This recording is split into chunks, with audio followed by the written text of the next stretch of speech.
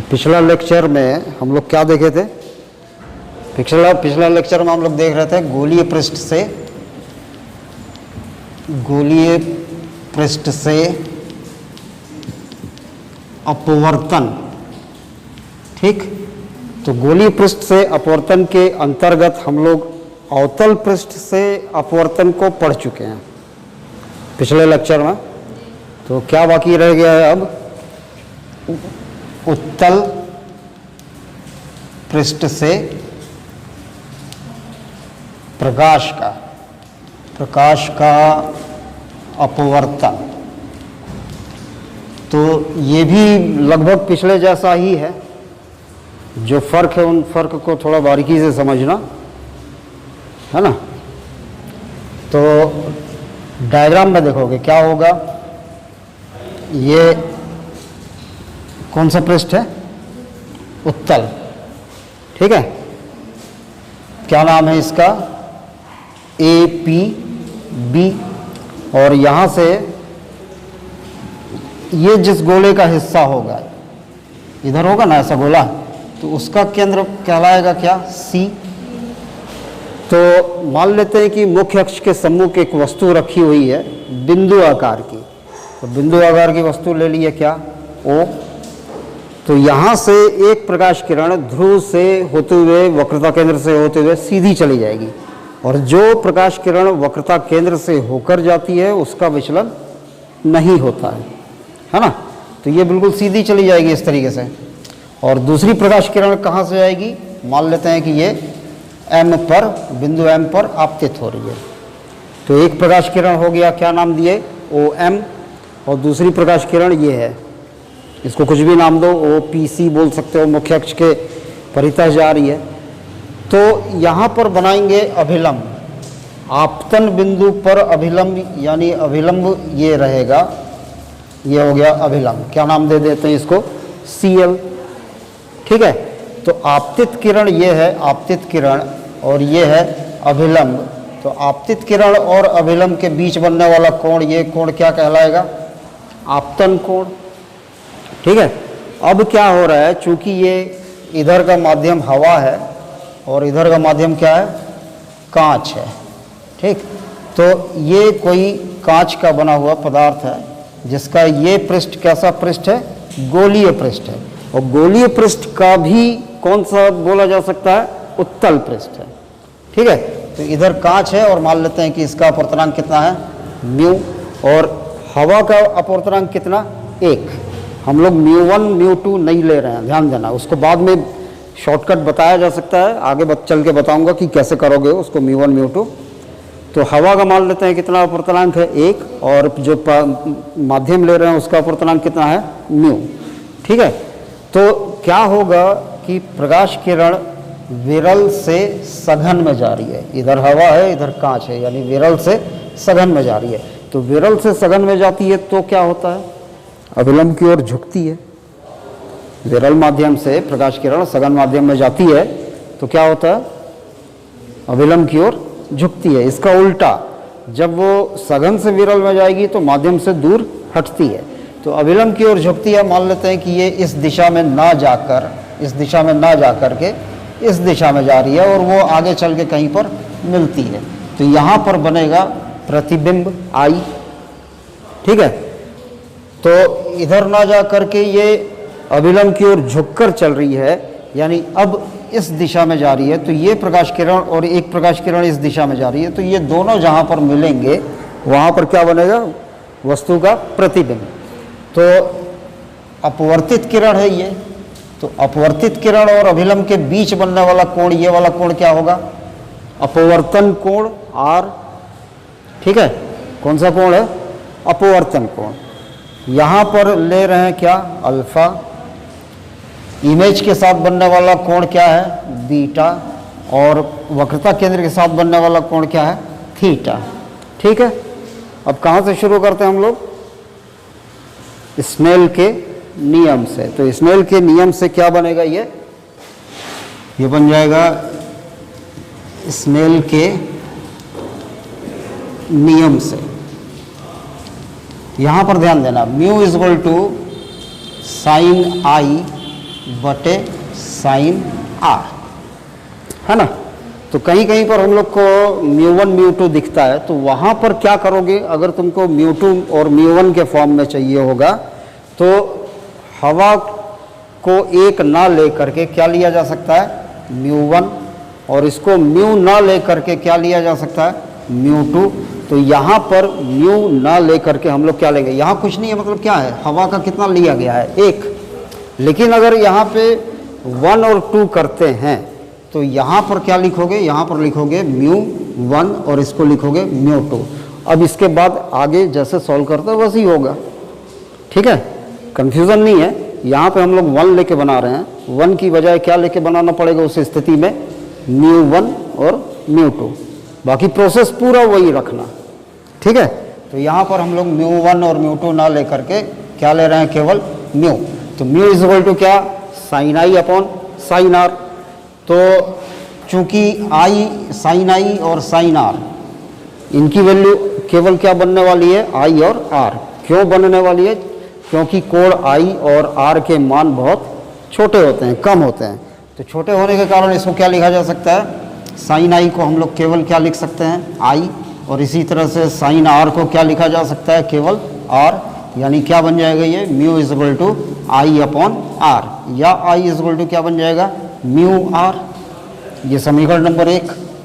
तो देख रहे हो ना, जैसा पिछला टॉपिक था सेम वैसे ही जा रहा है, ये भी अवतल पृष्ठ के जैसा ही जा रहा है ना। अब हमारा काम क्या है, आई और आर के मान को खोज के निकालना। तो आई कहाँ पर है, आई कोण ये है, ठीक है।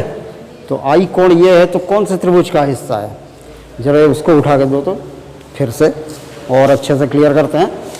तो आई कौन से त्रिभुज का हिस्सा दिख रहा है, आई दिख रहा है, देखना इसको हाइट कर दो इस दरगाह। तो हम केवल इस त्रिभुज को देख रहे हैं, आई यहाँ पर है, ये कौन से त्रिभुज का हिस्सा है, ओ एम, ये एम है ना, ये एम है, तो ओ एम सी। तो ओ एम सी में ये नाम है इसका क्या, एम, ये बिंदु एम है। तो त्रिभुज ओ एम सी में, त्रिभुज ओ एम सी में ये बाहर है कोण, दिख रहा है, ये आई जो है ये बाहर है, यानी बहिष्कोण है। तो बहिष्कोण दूरस्थता कोणों के योग के बराबर होता है। तो दूरस्थता कोण कौन कौन से हैं, थीटा और अल्फा। तो आई बराबर क्या बनेगा, थीटा प्लस अल्फा। तो यहाँ पर बन गया ये आई बराबर थीटा प्लस अल्फा, आई का मान मिल गया। इसी तरह से आर का मान, तो आर का मान देखने के लिए कौन से त्रिभुज में दिख रहा है, आर, आर यहाँ पर है, ठीक है। तो और बहिष्कोण अब की बार कौन है, थीटा।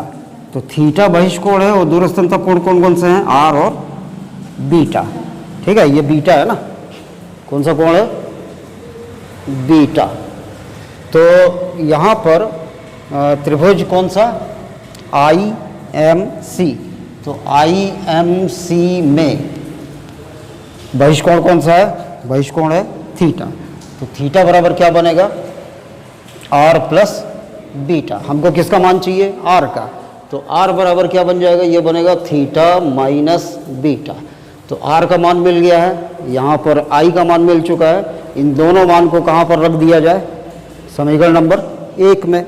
तो यहाँ पर लिख सकते हो समीकरण 1 से क्या बनने वाला है, ये आई की जगह पर क्या रखा जा सकता है, आई की जगह पर रखा जा सकता है थीटा प्लस अल्फा। तो ये बन गया theta plus alpha is equal to mu, और आर की जगह पे क्या, थीटा माइनस बीटा। तो आई और आर अब किस रूप में बदल चुके हैं, आई और आर बदल चुके हैं किस रूप में, कोण के रूप में, ठीक है। अब थीटा अल्फा और ये बीटा, ये क्या है, कोण है। तो कोण बराबर क्या होता है, चाप बटे त्रिज्या।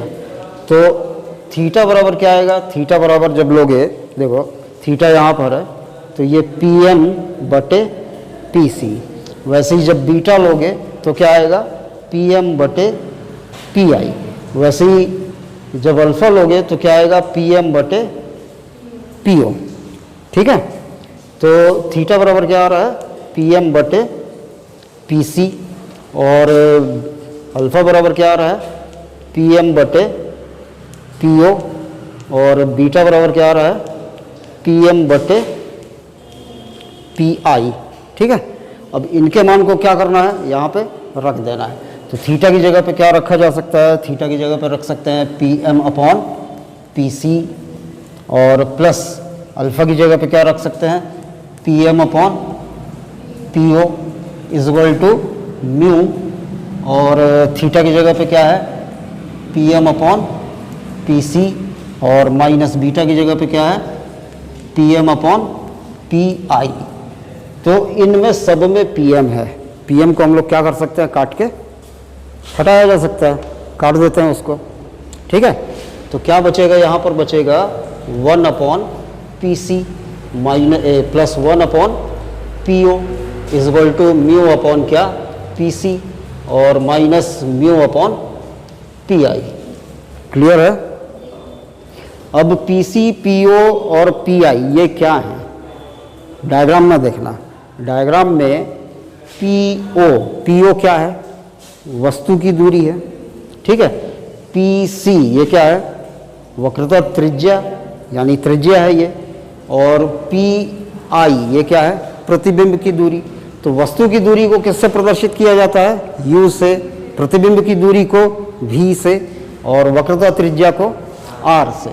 तो PC 1 अपॉन PC, PC की जगह पे क्या रखेंगे, R, और चिन्ह परिपाटी के अनुसार ये दाएं तरफ होगा तो प्लस का, बाएं तरफ होगा तो माइनस का। तो किधर है ये, ध्रुव के दाईं ओर है, यानी क्या होगा, धनात्मक।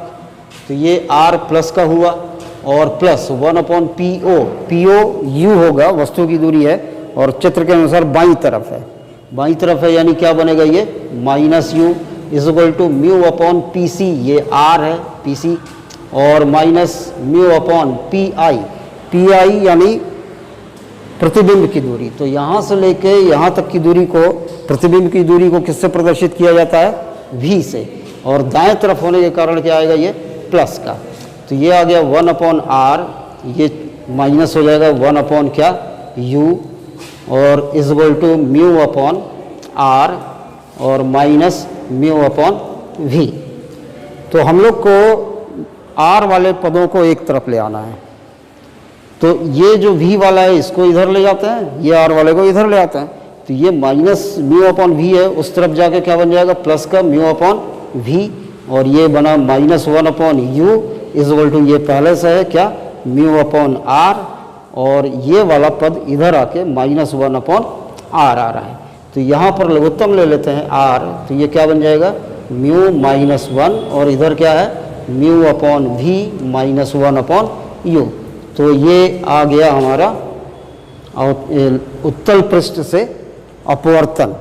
तो इसमें क्या खास बात है, अवतल का किए थे तो भी यही आया था, उत्तल का किए हैं तो भी यही आ रहा है।